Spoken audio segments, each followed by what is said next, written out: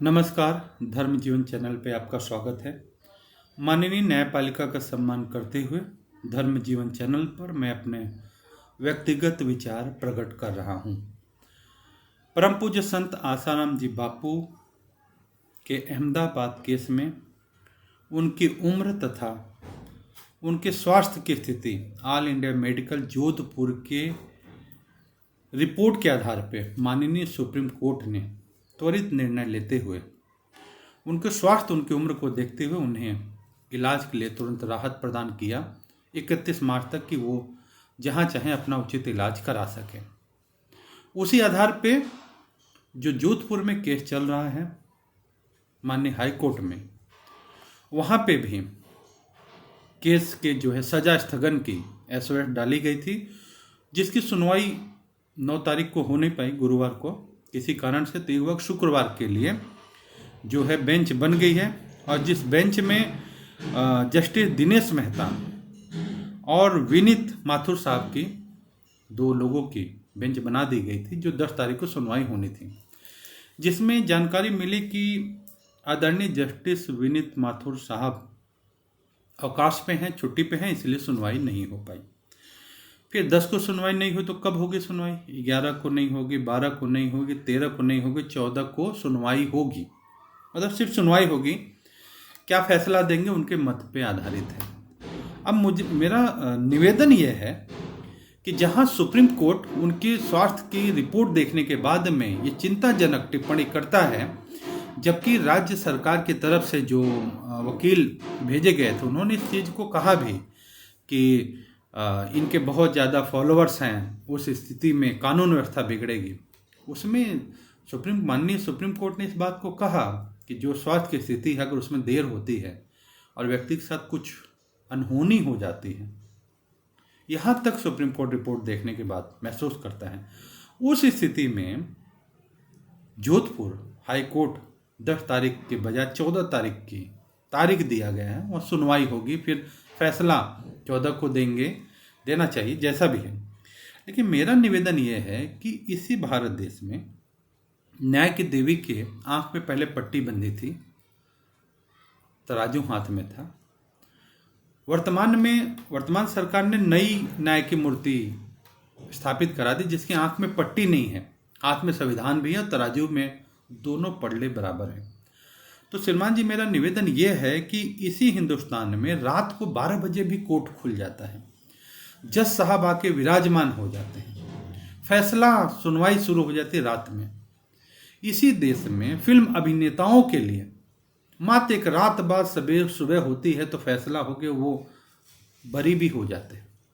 इसी देश में जहाँ पे कैदियों की रिहाई का समय शाम का होता है, वहाँ पे राज्य सरकारें कानून में संशोधन करके दिन में छुट्टी करके बाहर कर देती हैं। इसी देश में उत्तर प्रदेश के केस में हत्या के जुर्म में, मैं नाम लेके कोई कानून व्यवस्था पर प्रश्न नहीं खड़ा कर रहा हूँ, मेरे व्यक्तिगत मत मैं प्रकट कर रहा हूँ, त्रिपाठी करके, मैं पूरा नाम नहीं बोलूँगा।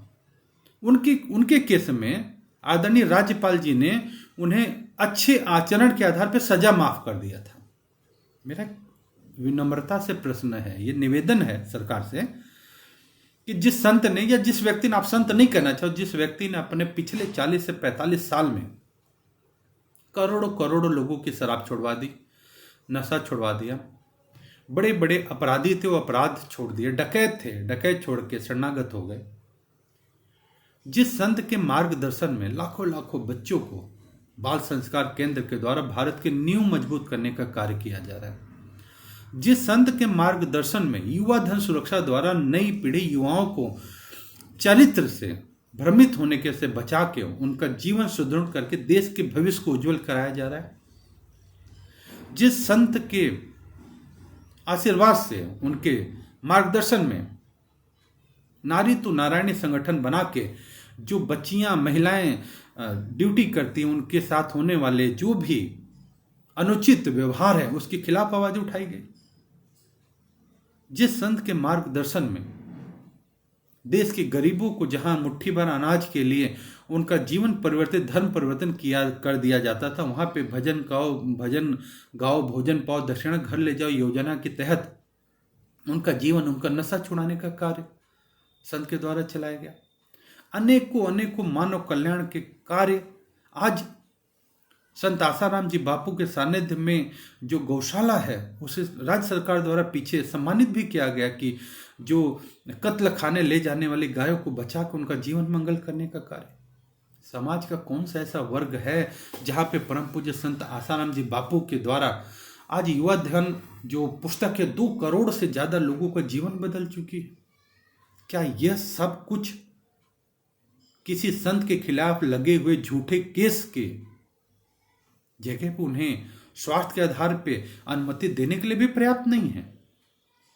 हमारे देश में जहां राजनेताओं को तुरंत बेल मिल जाती है, वो जा करके चुनाव प्रचार करते हैं, न सरकार को आपत्ति न न्यायपालिका को आपत्ति है। जहां फिल्म अभिनेता को बेल मिलती है, जाकर देश विदेश में फिल्म की शूटिंग करते हैं, कोई आपत्ति नहीं। यहां तक राजनेता जिनकी कोर्ट में हाजिरी होनी है वो छोड़ के, उनको मालूम है कुछ नहीं होना, वो जा करके अपना यात्रा कर रहे हैं, प्रचार कर रहे हैं, कोई मतलब नहीं।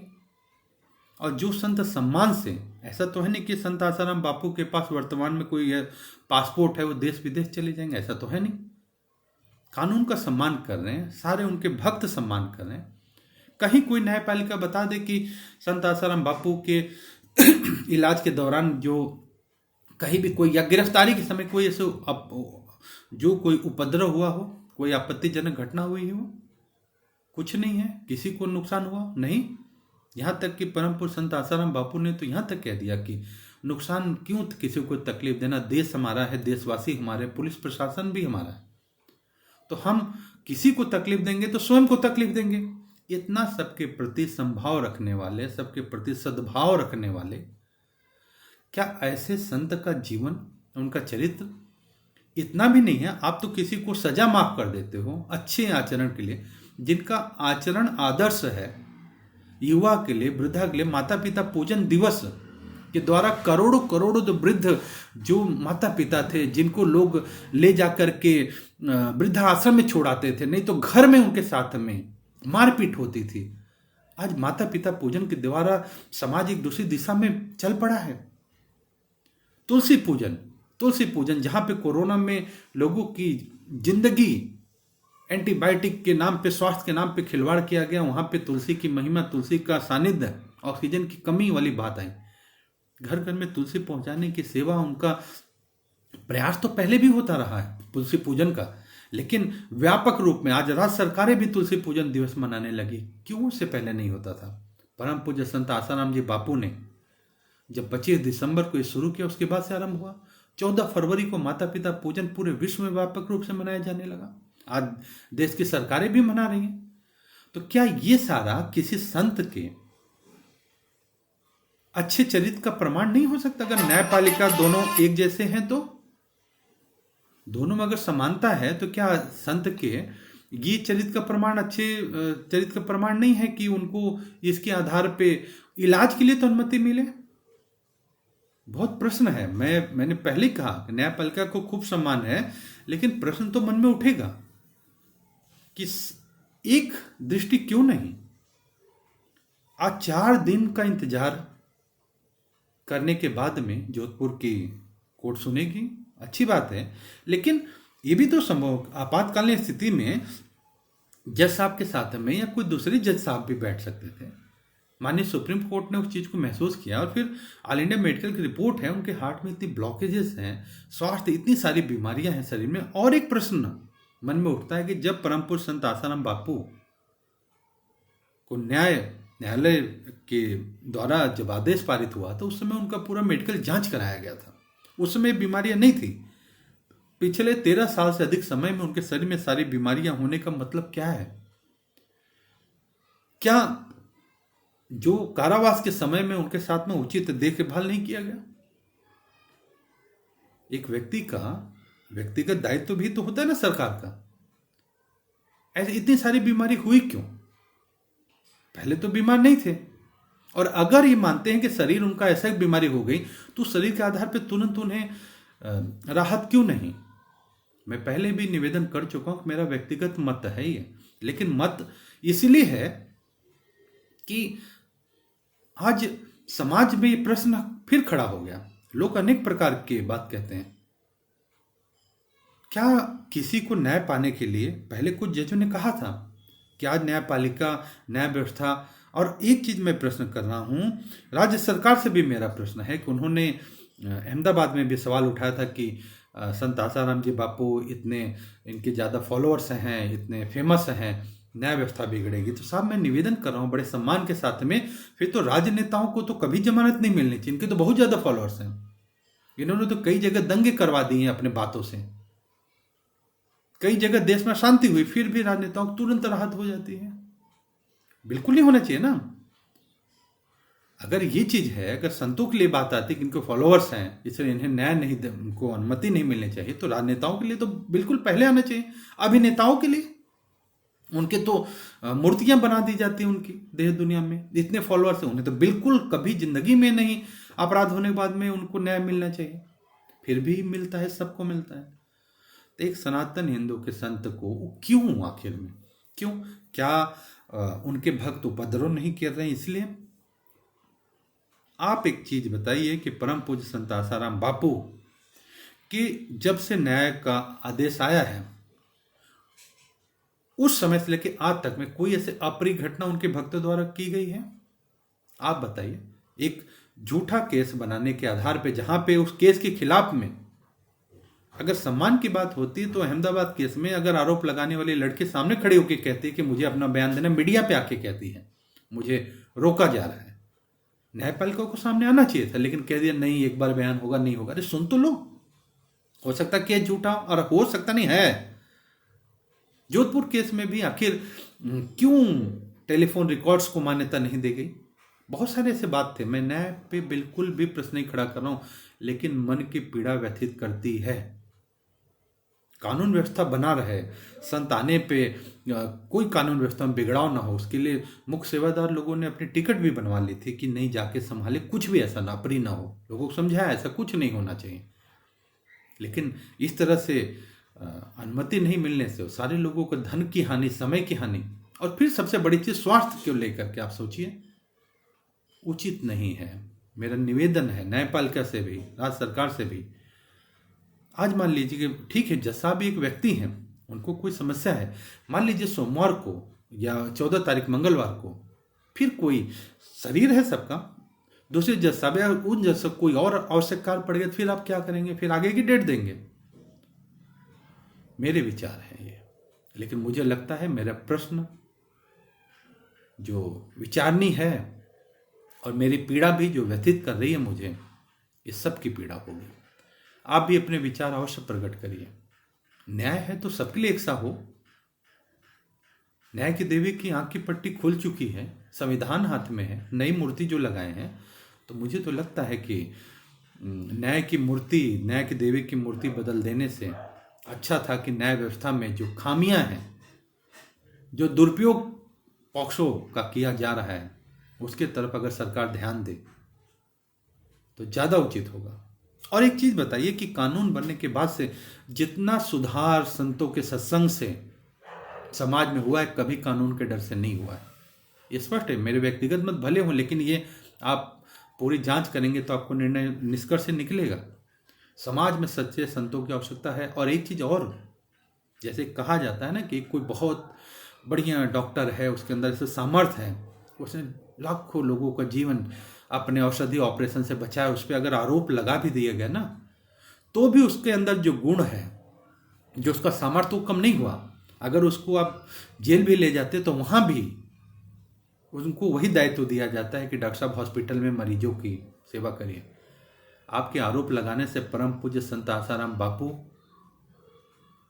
का ओज, तेज, आभा और सम्मान कम नहीं हो जाता है, क्योंकि परम पूज्य संत आसाराम बापू वो संत हैं जिसे उस समय की मीडिया ने अगर ईमानदारी से कहा होगा तो आसमान से हेलीकॉप्टर गिरा, टुकड़े हो गए, आग लग गई, और पूरे विश्व में एकमात्र पहली घटना थी कि हेलीकॉप्टर गिर के टुकड़े हो गया, आग लग गई, और आग लगने के बाद भी संत और उनके साथ जितने लोग बैठे थे किसी को खरोच नहीं आई, और संत आकर के सत्संग और भजन और नृत्य करते हुए मस्त खड़े रहे, एक खरोच नहीं आई।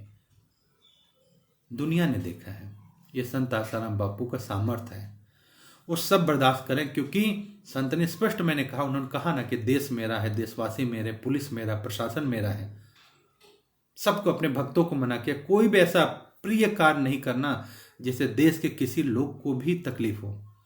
क्या ये संत का ये चरित्र, इतने वर्ष में उनके जो संदेश आए, अगर आप देखें, राज्य सरकार को सब पता होता, अगर आप जांच करें, पूरे में उन्होंने शांति का, अपने भक्तों को सेवा का, मानव जीवन को उद्देश्य का ही ज्ञान दिया है। एक एक पूरे सत्संग, पूरे इतने लंबे 13 साल से ज्यादा समय में एक वक्तव्य बता दीजिए, कुछ नहीं। फिर भी इतना न्याय में विलंब, जब उनका स्वास्थ्य खराब, उसके बाद भी बहुत ही चिंताजनक स्थिति है। और मैं कहता हूं कि न्यायपालिका पे लोगों के मत से, मेरे मत से भी और करोड़ों करोड़ों लोगों के मत से प्रश्न चिन्ह लग रहा है। लोग कहते हैं कि अरे इससे तो किसी राजनीतिक पार्टी से सेटिंग बना लेते। तो क्या न्याय व्यवस्था, न्याय पाने के लिए किसी राजनीतिक पार्टी के शरणागत होना पड़ेगा? क्या ये उचित है? आदरणीय जज साहब से, जो भी हैं, सुप्रीम कोर्ट से लेके हाई कोर्ट, सबसे निवेदन है कि न्याय की देवी के माथे पे कलंक ना लगे। स्पष्ट निवेदन है, कृपया संत आसाराम बापू को न्याय में देरी ना करिए, जितना जल्दी हो उन्हें उनके स्वास्थ्य के आधार पे, जितना जल्दी, जैसे सुप्रीम कोर्ट ने कहा है, वैसे उन्हें पूरा समय, 3 महीना इलाज के लिए कोई समय नहीं है, उसमें भी इतना समय कम हो गया, अवश्य मिलना चाहिए। ये सबकी मांग है। ये पूरे हिंदुस्तान में, पूरे विश्व के जो न्याय प्रेमी हैं, जो सनातन प्रेमी हैं, उन सभी की मांग है। संत आसाराम बापू के बारे में तत्काल निर्णय लिया जाए। आप भी अपने विचार जरूर प्रकट करिए और ये वीडियो राज्य सत्ता, न्याय सत्ता के जो जिम्मेदार लोग हैं वहां तक पहुंचनी चाहिए। जय हिंद, जय भारत, हरिओम हरिओम हरिओम।